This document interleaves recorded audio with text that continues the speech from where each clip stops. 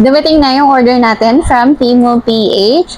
Yung first video natin about kay Temu, nagbigay lang tayo ng konting overview about dito sa bago at nagtitrending na online e-commerce marketing platform na si Temu PH. So for today's video, i-review naman natin yung product nila and when it comes sa kanilang delivery time. Kaya kung interesado ka, panoorin mo lang ng buo ang video na to. So ayun guys, sa mga hindi pa po nakapanood ng first video natin about kay Temu PH, so po pwede nyo yung panoorin. Ilalagay ko yung link sa description ng video na to para na rin mas makilala ninyo itong bagong online e-commerce marketing platform na to. Bali mga ma'am sir, yung courier pala na nag-deliver nito na in-order natin na mga items from Temu PH is si JNT. I don't know kung meron pa silang ibang available na courier, pero doon sa application, nakita ko doon is si JNT lang yung nakalagay na courier nila na nagdi-deliver dito. Bale, 4 na item to guys. And sabi ko nga doon sa first video ko, nag-try lang tayo ng mga murang item. Kasi nga, first time natin tong mag-order kay Temu and tinatry lang natin kung legit ba talaga ni darating. Diba? So, ang hirap naman umorder ng medyo pricey na item. Sinusubukan mo pa lang, kaya eto muna yung tinry nating orderin. Anyway, so ayun guys, nabanggit ko nga doon sa aking first video na itong in-order natin ng mga items is in-order ko through cash on delivery. Yes, available na yung COD dito kay Temu PH. So, ayan, bubuksan muna natin to para ma-check natin yung mga items na na-order natin. Kung kompleto naman ba at walang mga damage. So, let's go. Open na natin kasi madali lang naman tong buksan. And mga light items lang naman to. Okay.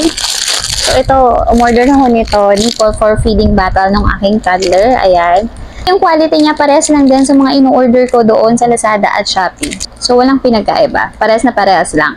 And ito naman ay lagayan ng mga sponge sa kitchen sink.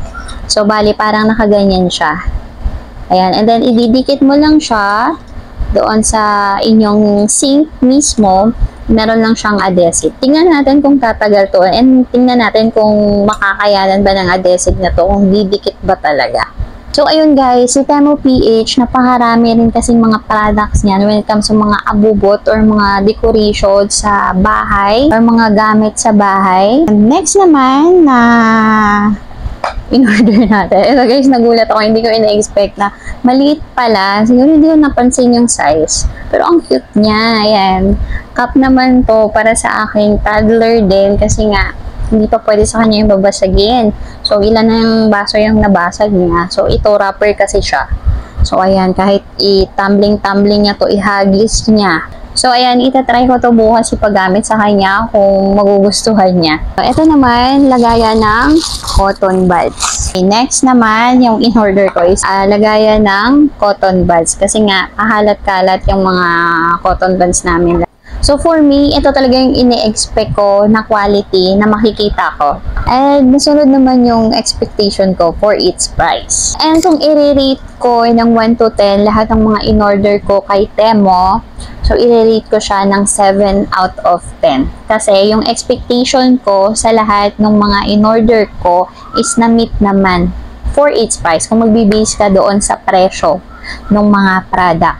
Mahirap kasi mag-i-expect ka ng sobra-sobra. And alam mo naman na yung price ng product is mura lang naman. Kaya nga sabi ko doon sa first video ko, si Temu, nakilala talaga siya dahil napakamura ng mga products niya online. Pero, don't expect too much lang when it comes sa quality. Kasi alam naman natin yung mga products from China. Pero kung ang pag-uusapan ay yung mga murang products online, so pwede nyo pong itry, umorder dito kay Temu PH. And so far, yung mga na-order ko naman is wala namang mga damage and okay naman lahat. Wala namang kulang sa mga items. And next naman na i-review natin is yung kanilang delivery time. Okay, umorder kasi ako May 18. So, umorder ako May 18, dumating yung order ko today, May 23. So, yung binigay nila na duration ng delivery is 7 days, pero 5 days pa lang ay dumating na yung in-order natin. Kaya kung i-rate ko naman when it comes sa delivery time, kung 1 up to 10, so magbibigay ako ng 8/10 when it comes sa kanilang delivery time. So, ayun lang guys, sa mga gustong umorder, gustong itry, mag-shop online dito kay Temo PH, ilalagay ko sa description ng video yung link para hindi na kayong mahirapan ma-install ito sa inyong mga phone. Disclaimer lang, this video is for educational purposes only. Nagbibigay lang tayo ng mga information based sa experience natin sa study and research. I highly suggest na mag-conduct din kayo ng research and study sa mga topic natin. So, ayun lang guys, kung nagustuhan ninyo at nakatulong sa inyo yung video natin ngayon, please like and subscribe at i-hit nyo na rin po yung ating notification bell para lagi po kayong updated sa ating mga video na katulad nito. So, ayun lang guys, have a nice day. Thank you for watching and see you on my next video. Bye po!